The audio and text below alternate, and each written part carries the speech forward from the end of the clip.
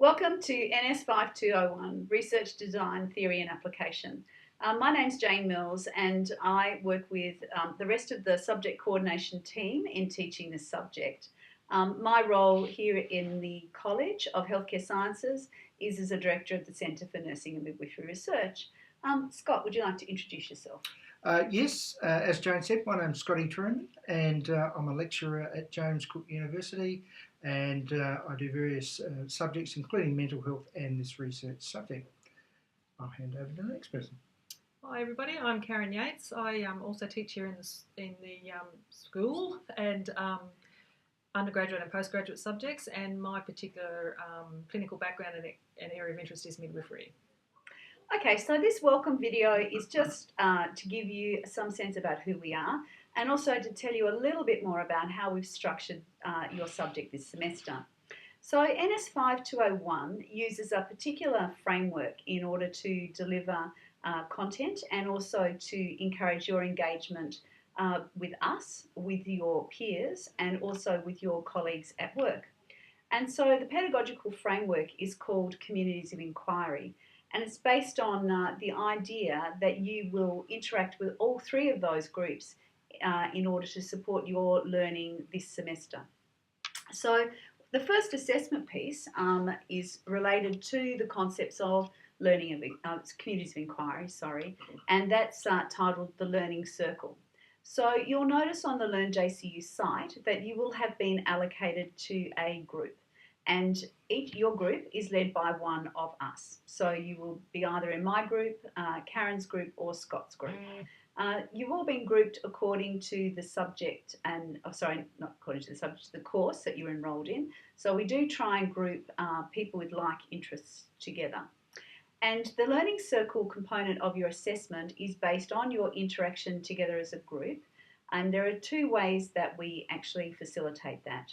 Each week you'll be asked to go to your group blog and to contribute your thoughts in response to a critical thinking question that will have been posted there.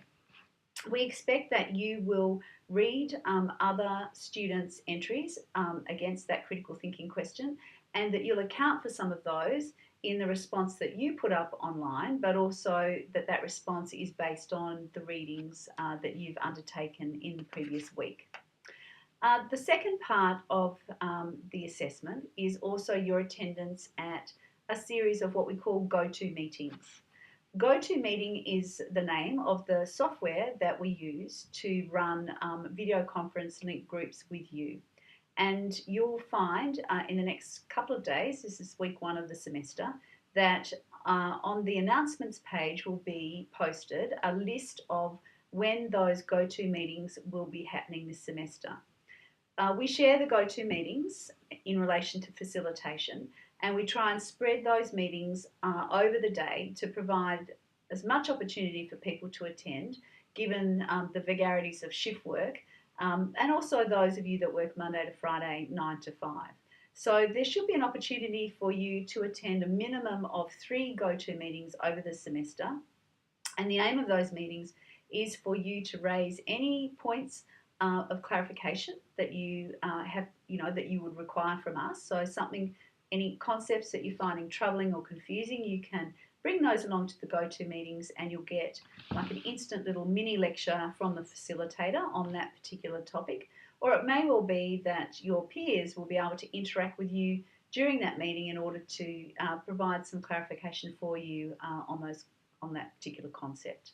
We also talk about the assessment, we talk about how you're going overall in the subject, and it just provides an opportunity for you to interact face-to-face both with us and also with your colleagues. I'm just going to hand over to Scott now, who's going to talk about the second part of your assessment this semester. Yes, thank you, Jane. The second item or task is an online quiz, online being obviously on the Learn JCU site. What I'm informing you about now will be covered closer to the time, but it suffice to say that it is 40 multiple choices and you will have 60 minutes or 1 hour in which to answer those multiple choice questions.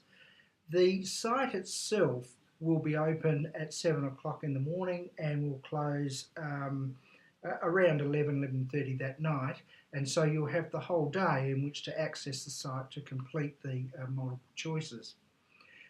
Again, I stress that we'll be covering this in greater depth probably in the go-to meetings closer to the task, but if you do have any problems when you're answering the multiple choice questions, you will be able to email immediately all three of us and get a response. So, for example, you lost contact or connectivity of your computer for whatever reason, then you would be able to, that is onto the site, then you'd be able to email us and we'd be able to go into the back end of the site and recalibrate the page so that you could then continue on with your quiz.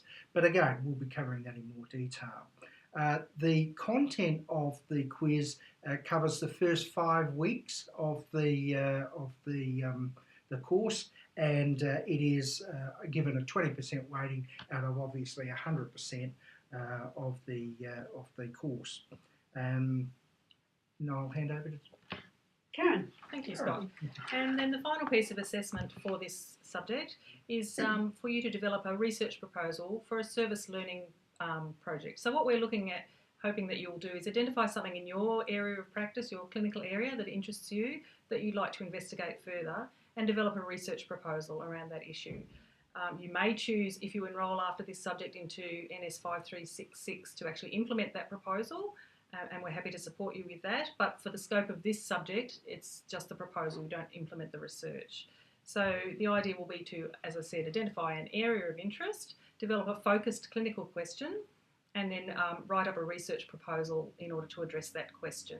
There are 2 options to present this assignment. You can present in a standard essay type written format, as you would a research proposal, or you can do a 20-minute video presentation, which students previously have done and have really enjoyed the experience. So I'd really encourage you, we really enjoy watching the video presentations, so please think about that as an option. It's a little bit different to writing the paper. Obviously you still do the same amount of preparation, but it's just a different way to present.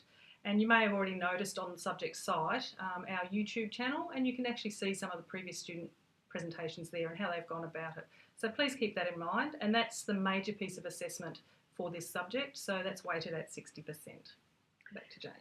Thanks, Karen. So we hope that you're going to really enjoy this semester. Students often come to the research subject feeling quite frightened and or anxious. There's really, we try and diffuse as much of that as possible by making sure that you've got lots of opportunity to have regular contact with us, both face-to-face, via email and the telephone. So don't ever hesitate to contact either your actual group facilitator or all 3 of you as we team coordinate this subject, and we very much work as a team together in order to meet all of your needs. We look forward to teaching you. As a general rule, everybody has a lot of fun during the subject, and people come away with providing us with feedback that really indicates that they've learnt an awful lot. Just while I'm thinking of that, you can actually see some of the previous students' feedback in the subject outline. So if you want to, check that out and see how we're scoring.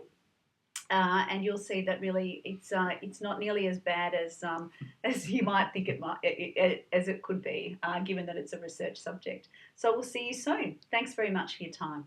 Bye. Bye.